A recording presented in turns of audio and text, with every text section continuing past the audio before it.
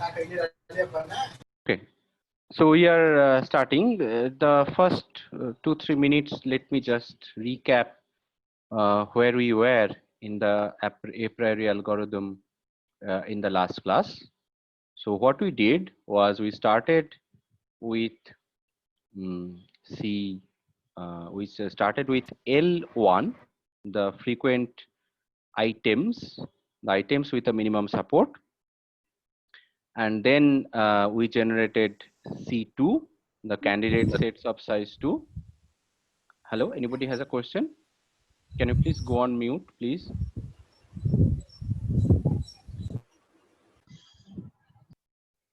Okay, and so on. So essentially, iteratively from LK minus 1, we generated C4.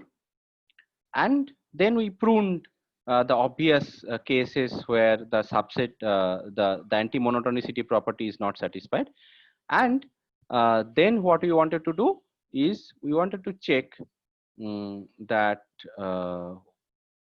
we wanted to calculate the support of the new candidate item sets, right? So support of each item set in CK, and to do that, we have to go through all the transactions, and for each transaction we have to see whether this item set is a subset of the transaction.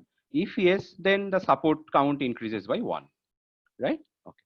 Now, so that would have been a bit naive approach. What we did instead was this. So let me just go through this again.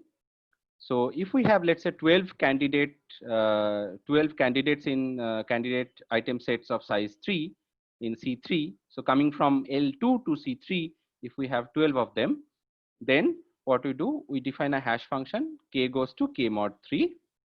And now I have actually colored them to be more clear. So the hash function, what it does, it sends numbers into one of the 3 buckets. Let's say the red, green, and blue. The left side is red, the middle one is green, and the right one is blue. And then once we have this, then given the set of item sets C3, we can, somebody is not on mute. Can you please, all of you, check and go on mute? Okay. So given this, what we can do is we can hash. According to this hash function, we can hash all the item sets into this tree, right? So the left side is 4, 1, 4, and 7. So 1, 2, 5 first goes left, then goes to the middle, again goes to the middle. So red, green, green kind of a thing. So 1 to 7 goes like this, 1, 3, 9 goes like this, and so on, right? So this is, I hope I have colored them properly now. So after hashing, what happens is each item set is a leaf of the tree. Now, given a transaction, what we will do is we will hash the subsets or subsets of size 3 of that transaction, because we are interested in item sets of size 3 now. So we'll kind of create all the subsets of size 3 of the transaction and hash them in the same way, and only some of them will match with these item sets, and we'll only increment the count for that item set, right? So what we will do, suppose this is our transaction. So somebody has bought 1, 2, 6, 7, and 8, these 5 items at once, and the subset start, and the transaction is ordered. We can make sure that it is ordered, like in some order. 1 comes first. So subsets where 1 is present have to start with 1, and they will go left. If it starts with 2, then it will go middle, and so on, right? Starting with 1, 7 have to go left, left. On 2 will have to go left, middle, and all that. So for example, this gives us the possibilities of the subset starting with 1, 2, and so on. Now, what we see is that for this particular transaction, I have 1, 7, 8. That is one possibility. If it starts with 1 and 7, it has to end with 8 because it is ordered. Sorry. If it starts with 1 and 2, there are 3 possibilities: 1, 2, 6, 1, 2, 7, 1, 2, 8. Now, again, I can actually branch them into 3 different branches, but just, to keep the picture simple, I have not done it here. And 1678 also, it will go into 2 more branches, but have not done that. But it's just explained this. Sir, Yes, so in this picture, from the root only we are following the hash function, right? Means right. if say instead of 6 we have a 5, then we will not have the third branch. Instead of 6, if we have 1 to 5, Yes. yes, then we will not have the third branch, right? Yes. I mean, if the size is only 3, size is only 5, right? 1, 2, 6, 7, 8, then you Yes, only means anyway don't have too many possibilities. In general, what might happen, your size is much larger, and then it will not only end with 9, it may actually have many more. So you will accordingly, expand that. Yes, but in this case, if we have 1 to 5, 7, 8, then you will not have the third branch, because we are looking for only subsets of size 3. Okay, so similarly, so we have done that, and now having done that, 1, 2, 6, 7, 8, we have 2 hash trees. Now we'll simply overlap the 2 hash trees and see whether we have anything common, right? So what we'll see here is we'll see that this 6, 7, 8 is the only common. So only 6, 7, 8, which is one of our candidates in C3, can only be a subset of this particular transaction. So what we do for this transaction, we increment the support count of 6, 7, 8. We don't increment the support count of any other. Then we move to the next transaction. This particular hash tree remains. All we have to do is we have to hash the transactions into a new hash tree and overlap, right? So essentially, that's what we have to do. All right, so now this is a recap from the last class. So where do we stand now into the algorithm? So what we have done is we have computed frequent item sets. Just to remind you, we have iteratively from very small item sets like size 1 to size 2 to size 3, and at some point of time, when the item set sizes are large, they will not be frequent anymore, and that's what we have done. We have finally got, we have let me just go back to this thing once more to remind you. Yes, we have finished this pseudocode part, right? So we have calculated the frequent item sets. The next step then is, so first of all, how many, so next step is each frequent item set, each frequent k item set means each frequent item set of size k gives rise to several association rules, right? So if an item set has size k, and we remember that any binary partition will generate one association rule, right? 1, 2, 6, 7, 8. If that is frequent, then 1, 2 implies 6, 7, 8. That is 1. 1, 2, 6 implies 7, 8 is also another item, another association rule.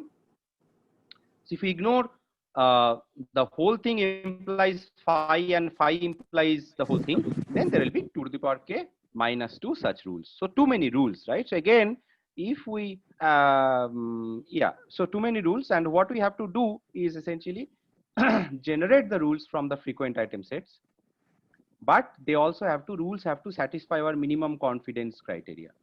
Now, all of the rules definitely satisfy the support criteria, because the item sets have the minimum support. The rules also have the minimum support. We have seen that before. But obviously now the challenge is, first of all, there are many item sets, and each item set of size k generates 2 power k minus 2 rules. We don't want to, generate all the rules individually and go through all the transactions to compute their confidence, right? So we'll have to do something a bit more clever again. So yeah, so let's look at the following property.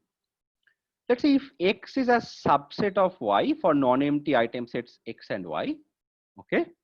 Then X to Y minus X is an association rule, okay? So then we have the following theorem. So first of all, let's validate that, okay? So X to Y minus X is an association rule. Why? Because X is a subset of Y, okay? For non-empty item sets, then Y minus X is whatever remains of Y, right? So so then X to Y minus X is association rule in our case. So the theorem is that follows is this: if X prime is a subset of X and is a subset of Y, then the confidence of X to Y minus X is greater than the confidence of x prime to y minus x prime. That means if you have a smaller set in the left side of an association rule, your confidence has to go down. Intuitively, bread, salami implies ham. If that's a rule with some confidence, then bread implies salami and ham will have a lower confidence. So yeah, so for example, if we have 1, 2, 3 goes to 4, 5, that confidence has to be less greater than equal to 1, 2 goes to 3, 4, 5. So that means if we calculate confidence of rules higher up, then at some point of time the rule's confidence will fall below our threshold, and then we can discard other rules below that threshold. Okay, so the proof of that is this, that observe that the confidence of x to y minus x is essentially the support count of x union y minus x by support count of x, and that is same as support count of y by support count of x. And similarly, if you do it for the same, if you do it for x prime, you will get support count of y by support count of x prime, but x prime is a subset of x, so the support count has to be greater than equal to x, right? So your denominator goes up, so your confidence goes down. Okay, so then the corollary is, if x to y minus x is not a high confidence association rule, then x prime to y minus x prime is also not a high confidence association rule. By high confidence, it's a terminology similar to frequent item set. High means it's not a relative term here. High means a rule that has confidence at least as much as the minimum confidence threshold. Okay, so high confidence means some rule which has confidence at least as much as the mean conf threshold. So then if x to y minus x doesn't have that confidence, then x prime to y minus x prime will not have that confidence. So then what we will do is we will do level-wise rule generation. So let's say we have a frequent item set 1, 2, 3, 4. After our first pass of first phase of a priori algorithm, we have generated frequent item sets. Suppose 1, 2, 3, 4 is one such item set. Now this will generate lots of rules. The first one with the biggest subset on the left is 1, 2, 3, 4 implies null set. Okay, so that's a trivial one. It's not interesting, but that's the first one. Now, so suppose this is our x to y minus x. Here x equal to y, right? So essentially, let me just so this. Let me try to annotate. Yeah.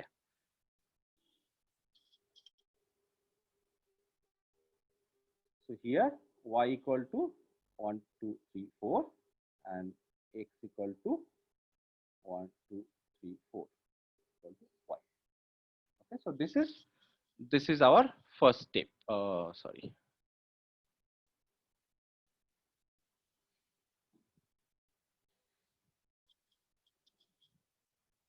Okay, so this is the first step. Now, in the next step, what we will do is we'll reduce x and pass that portion which we have reduced, that means y minus x, to the right side. So 1, 2, 3, 4 to 4, 1 to 4 to 3, and so on, right? So this will be our next step. And similarly, we can actually build a graph, not a tree. It will not be a tree because there will be, there will be multiple parents of some rules. So 1, 2, 3 goes to 4 will give rise to 1, 2 goes to 3, 4, and 1, 3 goes to 2, 4, 2, 3 goes to 1, 4. But 1 to 4 goes to 3 will also give rise to 1, 2 goes to 3, 4, and so on, right? So it will not be a tree, but one level can completely generate the level below it, and so on. Obviously, by simple combinatorics, you can figure out if we have 4 item set of one size 4, then the only possible subset of size 4 is 1. So the first level will have 1 rule, the second level will have 4 choose 3, so that means 3 rules, the third level will have 6 rules, and the fourth level will have again 4 rules, and the fifth level will have the trivial rule, phi goes to everything, phi implies everything, right? Okay, so for not equal to 4 bigger numbers, you will definitely have a graph which will kind of, the first level is the thin one, then in somewhere in the middle layer it will be the thickest, like lots of rules, and then again it will decrease. Now what happens, suppose so what we do, we first calculate the association and the confidence of the rules in the upper levels. Okay, so as long as all the rules are passing our confidence test, we are fine, but somewhere it will fail. So suppose 1 to 4 goes to 3, fails the confidence bar. If it doesn't have enough confidence, then everything below it, okay, all rules in the subtree under 1 to 4 goes to 3 can be discarded, right? So this means these rules as well as all of these rules can then be discarded, right? So this is how one can prune.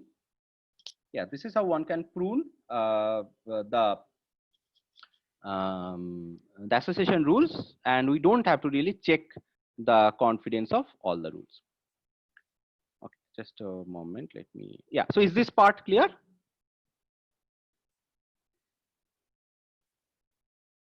Okay, I hope so. I'll just then clear this, clear all my drawings. Okay,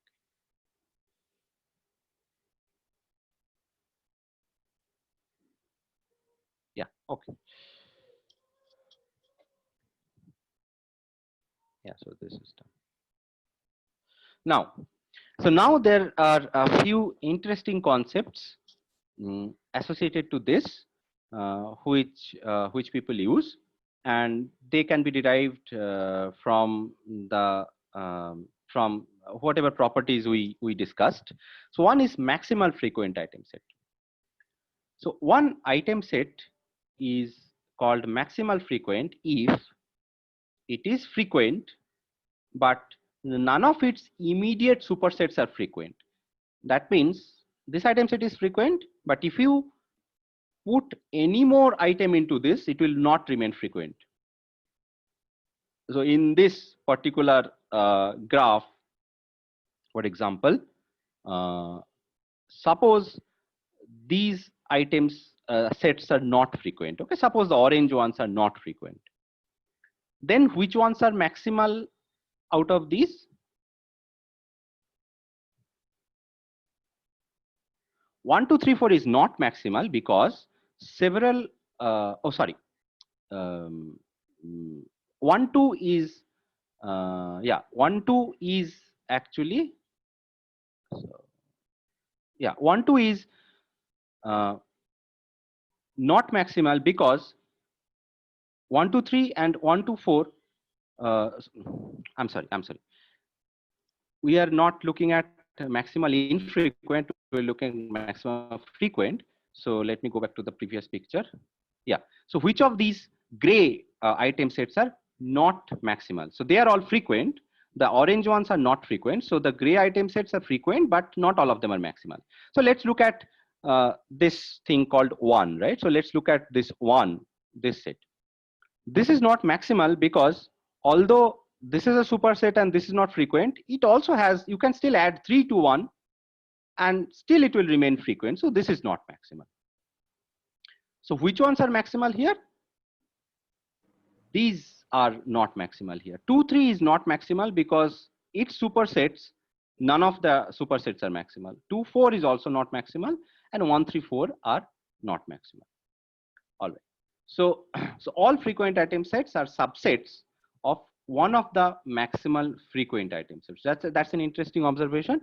That look at all the gray and yellow item sets, which are all frequent. They have to be subset of one of the maximal frequent item sets. So which means either they are by themselves maximal frequent item set, which means it's a subset of itself, or they are subsets of these. Okay. Because if it is not subset of any of the maximal frequent item sets, okay, then for example,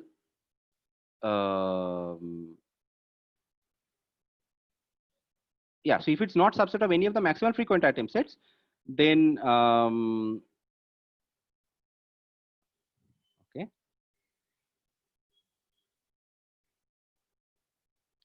Yeah, so for example, if let's say 1 4 was not a subset of this, then as soon as you increase this, it would have become a not frequent, right? So it must have some closure where if you add any more element to it, either it is maximal by itself, or if it is not maximal by itself, then it has a superset which is maximal. So that is why all frequent item sets are subsets of one of the maximal frequent item sets. Okay, so why are maximal frequent item sets useful? Because they are valuable compact representation of the frequent item sets. So essentially, you can, instead of uh, giving someone the list of all frequent item sets, what you can do is you can simply list the set of all maximal frequent item sets, and that means the subsets are frequent anyway, right? So it's kind of giving you the boundary of frequent item sets. However, they don't contain the support information of the subsets, right? So obviously the maximal frequent item sets have the minimum support, but the subsets may have more support. So it says that all supersets have lesser support and all subsets may have more support, but does not say if any of the subsets also have the same support. So so this gives rise to another concept called closed frequent item sets. So a closed item set is an item set X for which none of its immediate supersets have exactly the same support count as X. Okay. So if X is not closed, then at least one of its immediate superset will have the same support. And closed frequent will be one which is closed and frequent as well. So in other words, a closed item set means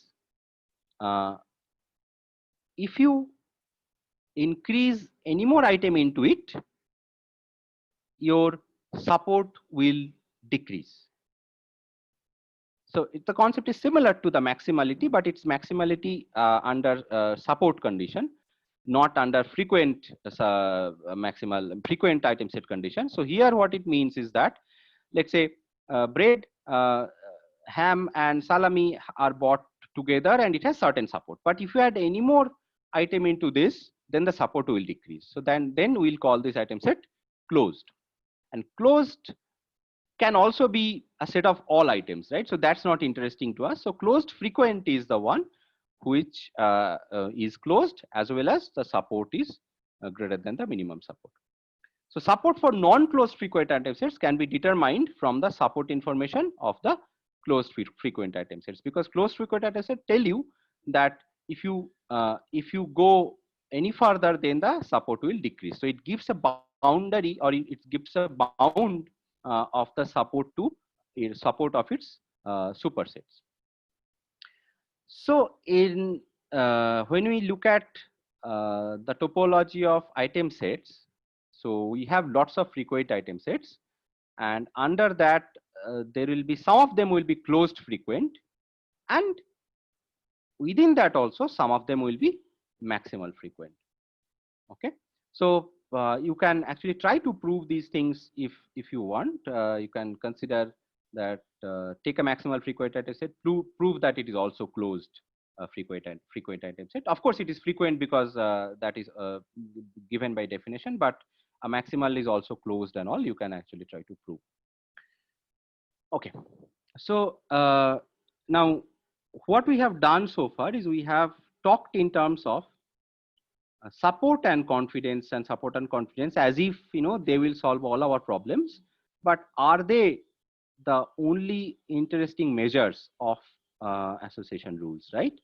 The answer is no. There are lots of them, and lots of statistics have been developed on top of these subjects also.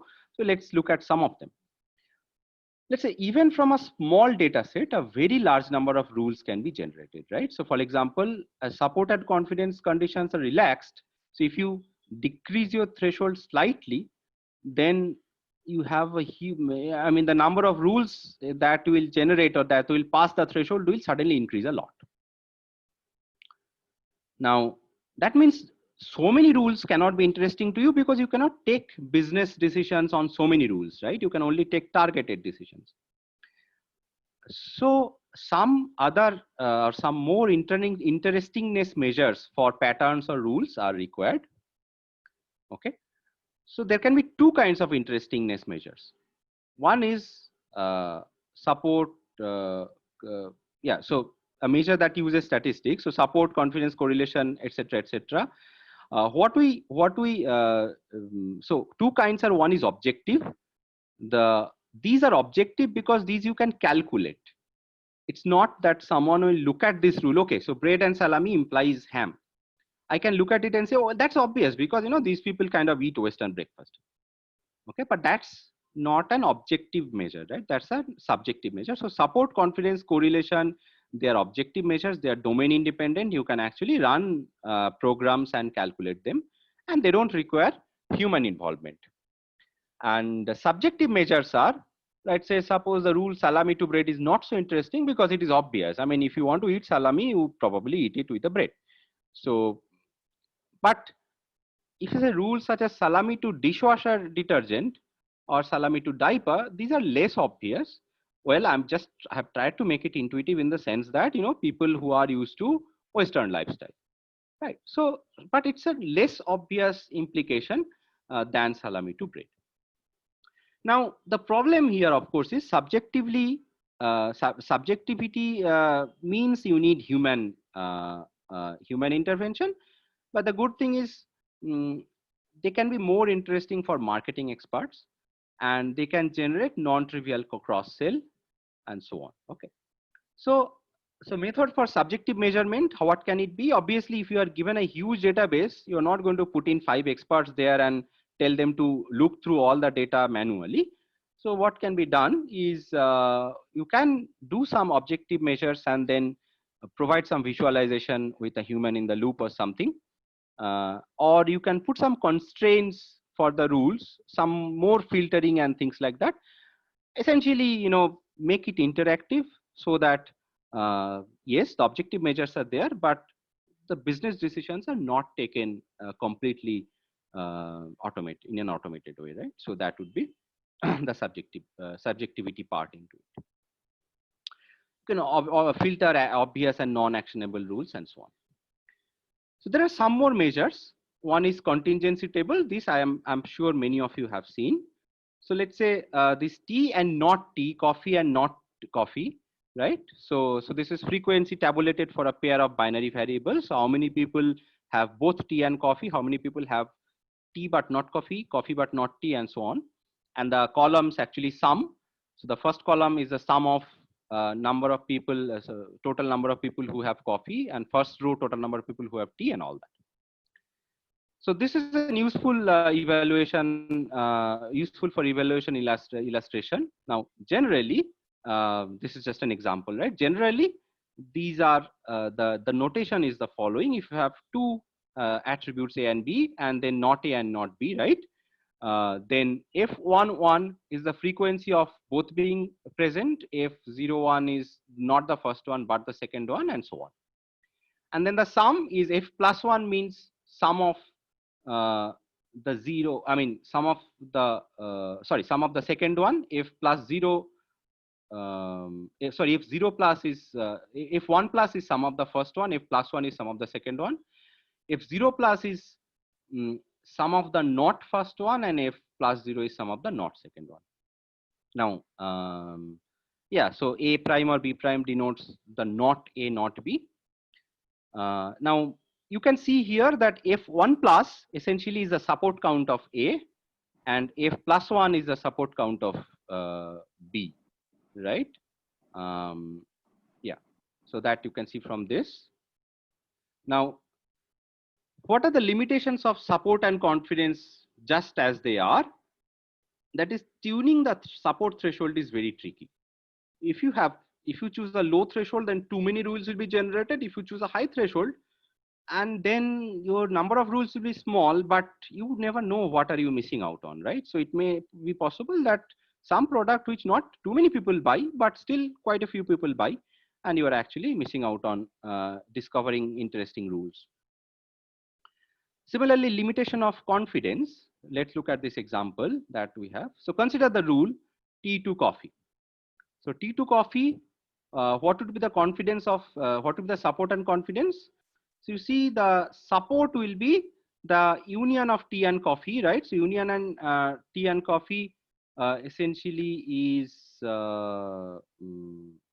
sorry, union means the number of transactions or number of people who have both tea and coffee, that is 150, and the total is 1000, so 15%. That is the support of tea and coffee, T2 coffee. Confidence of T2 coffee is out of 150 people, out of 200 people who have tea, 150 of them have coffee. So that is 75%. So now let's look at this very carefully. This is a low support. Yeah, support, we said that support thresholds are typically low. In this toy example also, low support, high confidence rule. So it looks like that we can infer if you have tea, you also have coffee. Well, from the data, okay, don't think what happens in your life. From the data, if you have tea, you also have coffee. But overall, 80% people have coffee. So out of 1,800 people have coffee anyway, right? So the rule nothing to coffee has confidence 80%. So that means if you don't tell anything about a person, the chance of that person having coffee is 80%. But if you tell, so it's a conditional probability, right? If you say that this person has tea, then the chance of that person having coffee is 75%, which actually goes down, right? So among tea takers, the percentage actually drops to 75%. So this is a bit counterintuitive if we just think of support and confidence, right? So a rule is interesting when it actually implies, right? So if you have tea, it should be more likely than random that you have coffee, then only the rule is interesting. But in this case, it is the other way, right? So where does it go wrong? Why does the confidence measure gives us a wrong intuition here? Because the confidence measure ignores the support of y for a rule x to y. Yes, confidence measure is support of x to y by support of x. Well, if x has very low support, y has much larger support, then we have a problem, right? So the the other side of the story is captured by some other measures like interest factor. Just check the time. Yeah, we have some time. So interest factor and lift. Okay, so lift is just the other way. So confidence of x to y. I'm sorry, it should be, I think, support of, it should be support of x to y. I'll correct it later. So the lift should be support of x to y by support of y. Just like confidence is support of x to y by support of x, lift is support of x to y by support of y. For binary variable, lift is equivalent to the following, which is called interest factor. So IXY, okay, that is support of x union y by support of x times support of y, which is nothing but the total number of F11 and F1 plus times F plus 1. Now, this is similar to the baseline frequency comparison under statistical independence assumption. We'll not go into much deeper into this, but yeah, so all these measures are actually statistical measures, and what you want to look at what point of time, the decisions have to be made wisely. Now, if x and y are statistically independent, then their baseline frequency, that means expected frequency of x and y both occurring, is anyway f1 plus times f plus 1 by n. Okay. All right. So intuitively, what happens is if interest factor is 1, so interest factor becomes 1 if x and y are independent. Interest factor becomes greater than 1 if x and y have a positive correlation. Interest factor becomes less than 1 if x and y have a negative correlation. Okay, so let's verify for the tea coffee example. The tea coffee, the same thing. The interest factor of tea coffee is, okay, so 0.15 by 0.2 times 0.8. So that is actually 0.94. It is slightly less than, so actually they are slightly the correlation is, slightly below 1, so they're slightly negatively correlated. If they are independent, then having tea should have no impact on somebody having coffee. So you pick a person randomly, the probability of that person having coffee is 80%. It would have been the case that you pick a person who has tea, but you don't know anything about him or her other than that, and the probability of that person also having coffee would have also been 80% if the interest factor would have been 1. But the interest factor is less than 1, so it's actually a bit of negative correlation. Limitations of interest factor. So yeah, again, this is also not in principle. So let's look at this example. So let's say text analysis. So suppose we count number of occurrences of words in scientific articles related to NLP or data mining. Okay, so text analysis. Well, text and analysis both are very common words, right? And suppose we have something like this. And graph mining, well, graph is very common. Mining is also very common, but graph mining may not be that common. Now, the interest factor of text analysis is 1.02. Interest factor of graph mining is 4.08.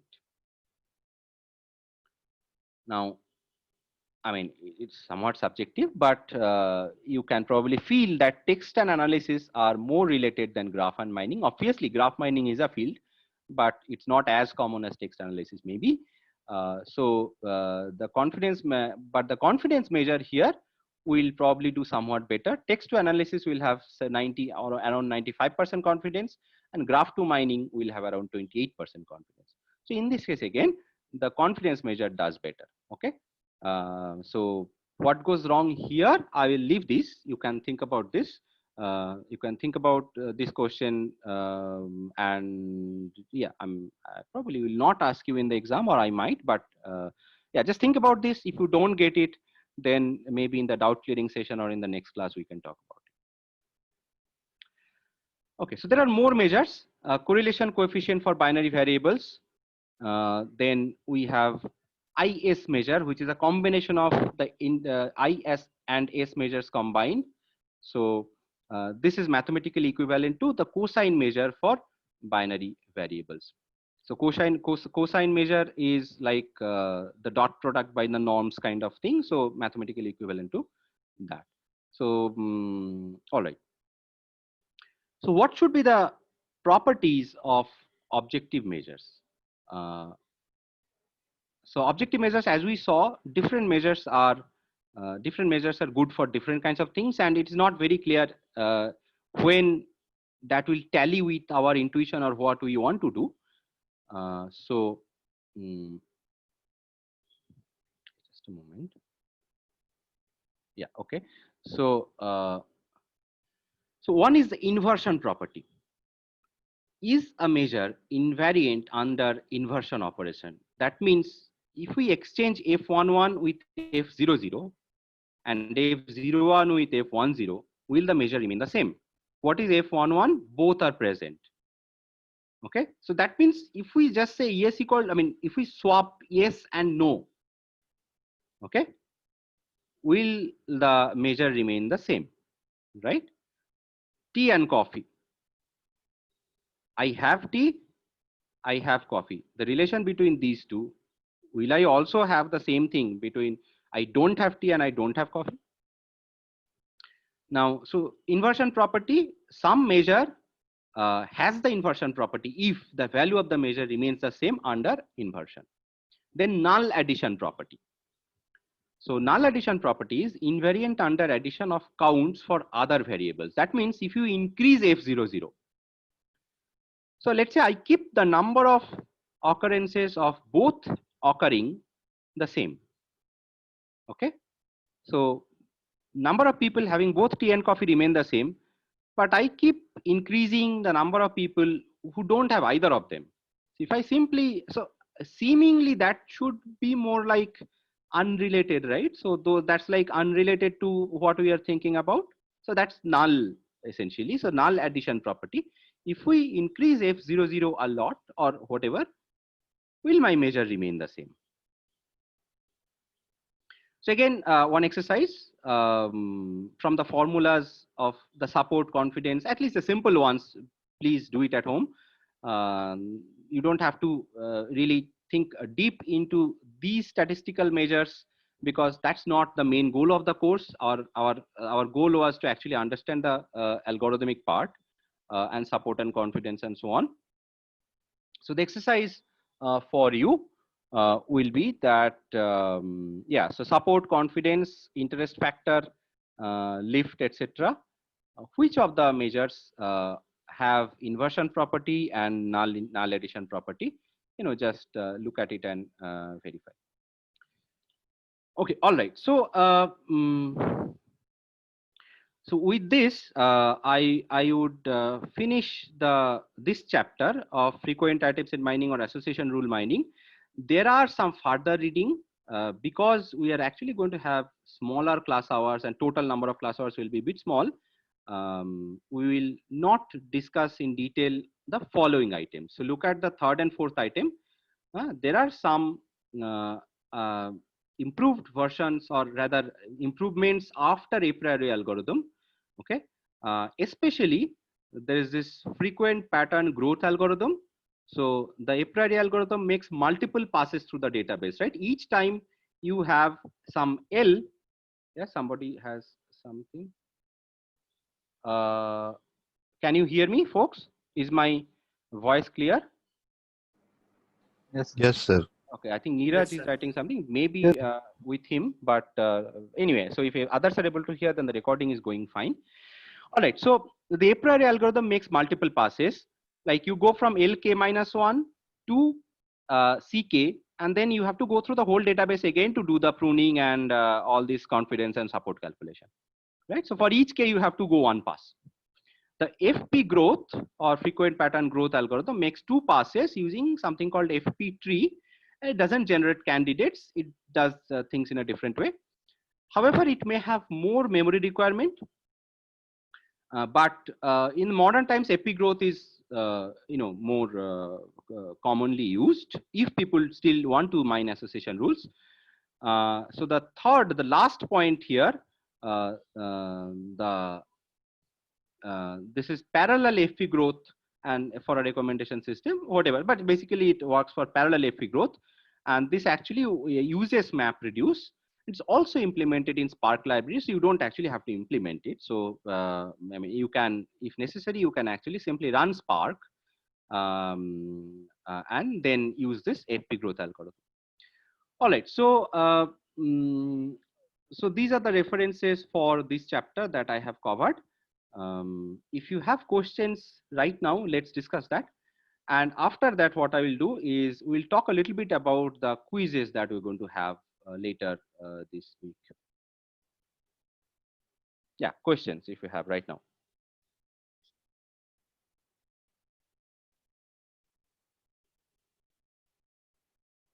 Okay, if you don't have immediate questions, we can of course ask later. So essentially, the takeaway from this chapter is obviously the details of the a-priori algorithm. It's a database oriented algorithm, and the concepts of support and confidence in detail, the anti-monotonicity property and all, and these things. Okay, so and what can be the limitation of support and confidence, when to use it, when to not use it, kind of thing. So that's pretty much the takeaway from this chapter. Now in the next chapter, we will go into the modern version of recommender systems. Okay, so obviously market basket analysis came up because people wanted to do marketing. Marketing is not shopping, marketing is advertisement, right? So people wanted to do marketing, and yeah, but nowadays advertisement is everywhere, and in multiple of the chapters in this course throughout the semester, we will actually see different technical aspects of advertising or recommending products to people. So in the next chapter, what we will do is in the next two chapters actually, first one will be similar item, finding similar items, and then it will be actually core recommender systems with dimension reduction, collaborative filtering and stuff like that. All right, so I guess if you don't have immediate questions right now, let's actually open the following. Let me. Then, sir, if I have questions later, like I'll go through the slides. If I have questions later, then when can I contact you? Yeah. So there is a doubt clearing session. Okay. Yes. Friday 2:15 to 2:45